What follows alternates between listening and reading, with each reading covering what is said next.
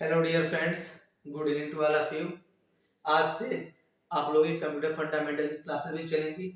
ठीक है, तो कंप्यूटर फंडामेंटल की आज पहली क्लास है। तो पहली क्लास में सबसे पहले हम सीखते हैं कि कंप्यूटर होता क्या है।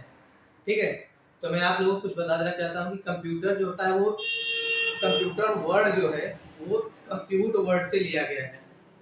ठीक है, कंप्यूट वर्ड जिसका मतलब होता है कैलकुलेशन करना। ठीक है, तो अगर हम जानते हैं कि कंप्यूटर जो है कंप्यूट वर्ड से लिया गया है, तो कंप्यूटर का पूरा मतलब क्या हुआ? कंप्यूटर का पूरा मतलब हो जाता है कैलकुलेशन करने वाली मशीन। इसलिए हम इसको कैलकुलेशन डिवाइस भी बोलते हैं। ठीक है, जो कि चार्ल्स बेबेज द्वारा डेवलप की गई थी, इन्वेंशन किया गया था सन 1822 के अराउंड। ठीक है, तो आइए जानते हैं कुछ और बातें कंप्यूटर के बारे में। तो computer words take from the word compute which means calculation. It is developed by Charles Babbage. ये हमने आपको ऑलरेडी बता दिया, आप यहां नोट भी कर सकते हैं। अब आते हैं इसकी डेफिनेशन पे। अब आते हैं इसकी डेफिनेशन पे। ठीक है, इसकी डेफिनेशन क्या होती है देखते हैं। Computer is an electronic device. सबसे पहले हम लोग जानते भी हैं, सुना भी होगा बचपन में, कंप्यूटर जो हमारा होता है वो एक इलेक्ट्रॉनिक डिवाइस होती है। अब हम इलेक्ट्रॉनिक डिवाइस को क्यों बोलते हैं? क्योंकि ये इलेक्ट्रिक से चलती है, इलेक्ट्रिक से चलने वाली डिवाइसेस होती हैं। इसका काम क्या होता है? Which is perform to the given input data, process it and give required result in the form of output. ठीक है, which is perform to the input given data. ठीक है, which is perform to the given input data मतलब कि जो कि input data पे perform करता है, प्रोसेस करता है और रिजल्ट को आउटपुट करता है। ठीक है, जो भी रिक्वायर्ड जो भी हम डेटा देते हैं कंप्यूटर को, ठीक है, या फिर जो भी डेटा यूजर द्वारा दिया जाता है, क्योंकि कंप्यूटर जो चलाने वाला होता है उसको हम लोग यूजर बोलते हैं। ठीक है, which is performed given the process it and give our required result in the form of output। तो इससे हमें क्या समझ आता है? कंप्यूटर हमारी एक ऐसी डिवाइस है जो कि कोई भी डेटा हम देते हैं, यूजर द्वारा दिया जाता है, तो उस डेटा को प्रोसेस करती है और उसके बाद उसका आउटपुट रिजल्ट हमें दिखाती है। ठीक है, तो ये तीन चीजें जो होता है हमारा इनपुट, प्रोसेस एंड आउटपुट, ये तीनों बेस होते हैं। मतलब कि पूरा कंप्यूटर जो होता है इन्हीं सिस्टम पे काम करता है, इनपुट पे, प्रोसेस पे और आउटपुट पे। ठीक है, तो आइए जानते हैं कि इनपुट, प्रोसेस और आउटपुट कैसे मतलब काम करता है। यहाँ पे देख लेते हैं, मैंने लिखा है वर्किंग ऑफ कंप्यूटर। यहाँ पे मैं देता हूँ इनपुट, फिर होता है प्रोसेस, फिर होता है आउटपुट। ठीक है, इनपुट, प्रोसेस, आउटपुट। तो मैं आपको बता दूं कि जो इनपुट होता है, अब आप पूछ रहे हैं कि सर इनपुट क्या है, प्रोसेस क्या है, आउटपुट क्या है। तो मैं बताता हूँ इनपुट जो होता है वो इनपुट, हम जो भी कुछ कंप्यूटर को इंस्ट्रक्शन देते हैं तो इनपुट कहा जाता है। ठीक है, इनपुट, और ये इंस्ट्रक्शन देने का काम हम इनपुट डिवाइसेस के थ्रू करते हैं। ठीक है, इनपुट डिवाइसेस। और जो प्रोसेस होता है वो प्रोसेसिंग डिवाइस के थ्रू होता है, और जो हमारा आउटपुट है वो आउटपुट डिवाइस के थ्रू होता है। ठीक है, मतलब ये सारे काम अलग अलग डिवाइसेस से होते हैं।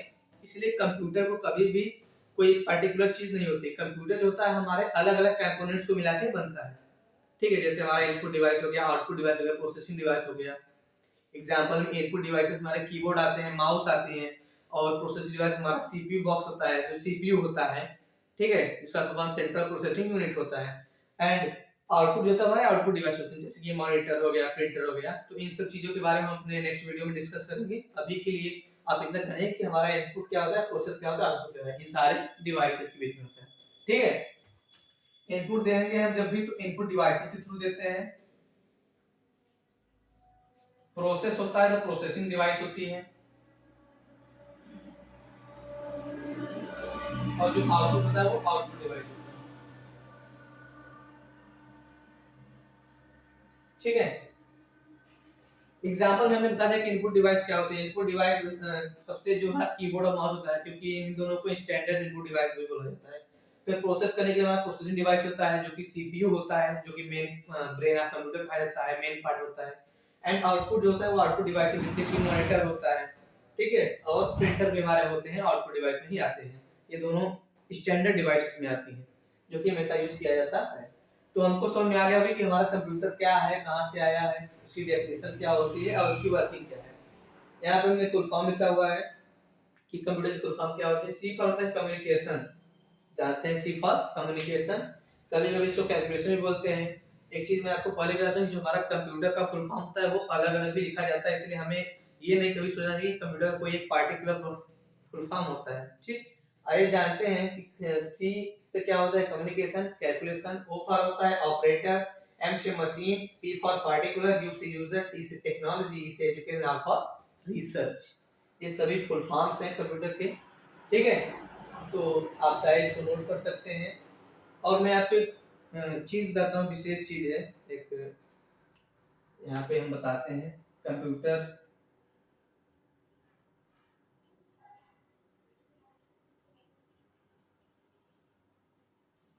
अब आप सोच रहे हो कि मैंने बाइनरी लैंग्वेज क्यों लिखा हुआ है, तो मैं आपको बताता हूँ कि जो हमारा कंप्यूटर है वो हमारे नॉर्मल भाषाओं को, लैंग्वेज को अंडरस्टैंड नहीं करता।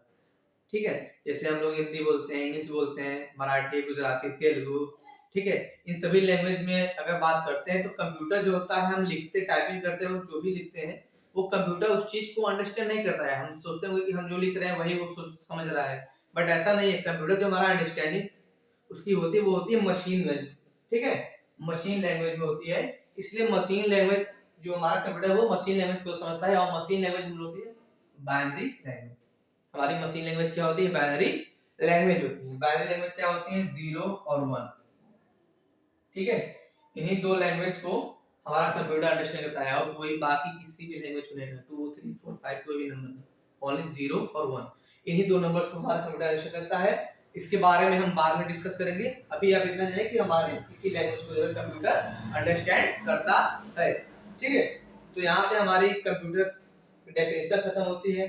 ठीक है, इसके बारे में उम्मीद करते हैं आप सभी को समझ में आया होगा, और जैसे से नेक्स्ट वीडियो बनाएंगे उसमें इसके आगे स्टेप वाइज डिस्कस करते जाएंगे।